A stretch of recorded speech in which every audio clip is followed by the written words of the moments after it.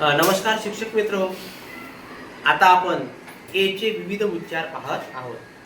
आजपर्यंत आपण ए चे उच्चार ॲ पाहिला, ए पाहिला. ए हा दोन प्रकारे पाहिला नाही का. जसं की आपण ए चा उच्चार ॲ पाहिला, PAN पॅन.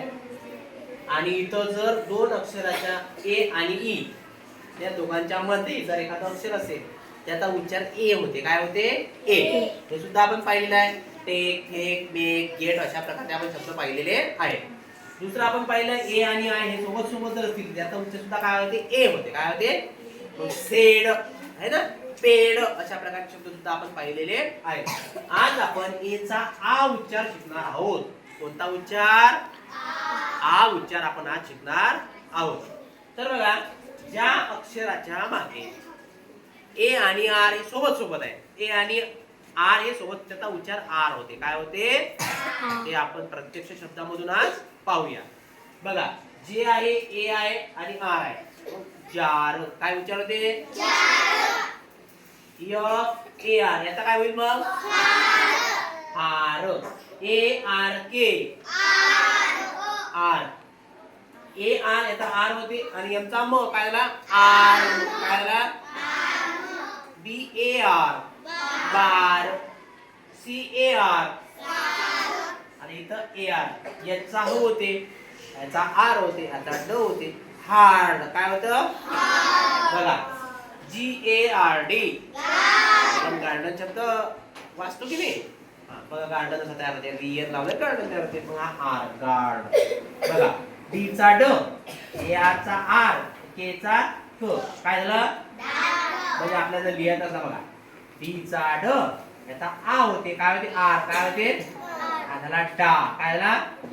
आणि बघा, के चा क त्याच्यावर गेला आपण रफा डार. काय झालं? आणि आर कसा हा लंगला. कसा लंगला?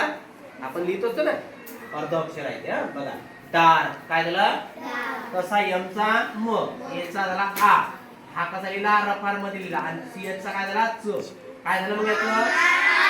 मार्च. अशा प्रकारे सुद्धा आपण ते शब्द लिहू शकतो. सांगा, पीएचा पा. मात्र कधी होईल? ए आर जर सोबत असले तरच. ए आर जर सोबत असले तर. पीएचा पा, टी चा ट आणि आर चा रफार. काय झालं बाळांनो? पाठ.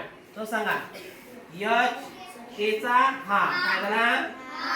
एम चा आणि या आर चा रफार. काय झालं? आर. काय झालं? मात्र हा नियम कधी लागू आहे? जेव्हा ए आणि आर सोबत असतील तेव्हा. बघा, CART काय होईल मग? CARD card. WARM FARM WARD ward. MARK ARE are. ART MART. तर अशा प्रकारे आपण विद्यार्थ्यांना जर सांगितलं की ए आर हे जर अक्षर सोबत असले तर त्याचा उच्चार आर असा होतो. कसा होतो? आर. आणि अशा प्रकारचे शब्द विद्यार्थ्यांना शोधण्यासाठी आपण प्रवृत्त करायचं आहे. विद्यार्थी शब्द शोधतील आणि त्याचे उच्चार सुद्धा ते स्वतः लिहितील. तर अशा प्रकारे हा आजचा आपला टॉपिक होता आणि इथंच आपण आज थांबूया. धन्यवाद.